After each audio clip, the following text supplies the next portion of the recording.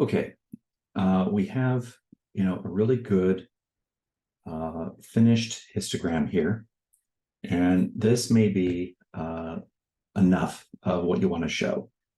With the way that the data is distributed, you could see that this is almost normally distributed. Maybe this is slightly skewed right. And in which case that may be all that you really care about, okay, in your paper or journal article that you've written. But you may actually want to point to the actual values, of the frequency for each class. And you can get a sense of what that should be.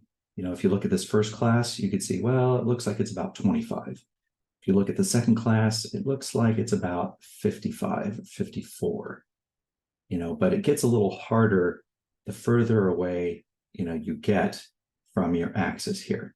So what are some things you can do to maybe give the reader a little more information about what the frequencies of each class actually are?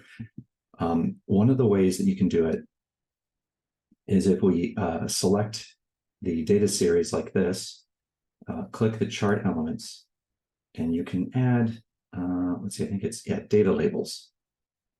So if we click data labels like that, now it actually puts the value of the frequency of each class right above each class.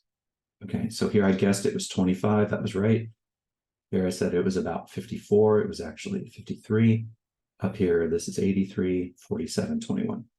But you can see that this will be difficult to read if this graph was, shrunk down. So all you need to do to change that is just select one of them. And you'll notice all of them get selection boxes. And now you can come up here to the home ribbon, to the font subsection, change that to Times New Roman. And what I would do is make that maybe a little smaller than your labels here on the side, because you don't want to draw too much attention to this. And let's see, and let's just make it italicized, something like that. Okay. Now we did run into a little bit of a problem.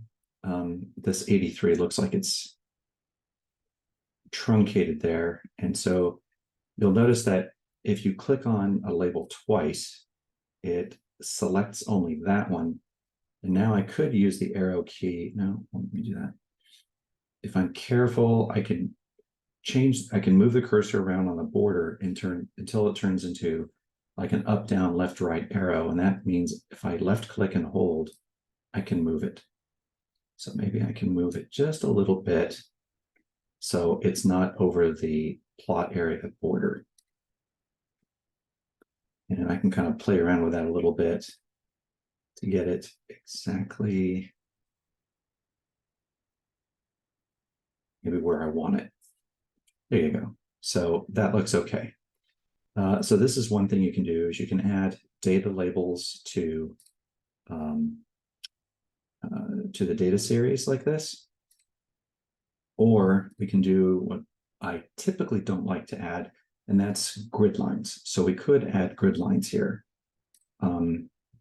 So if we choose chart elements, we can go to grid lines, and it looks like it's got horizontal grid lines. So let's go ahead and turn those on like that. And I can click on a grid line. Now, I wouldn't recommend like a solid horizontal grid line like this. What I would recommend is, let's do solid line. Make sure that it is black because we want to be able to print this.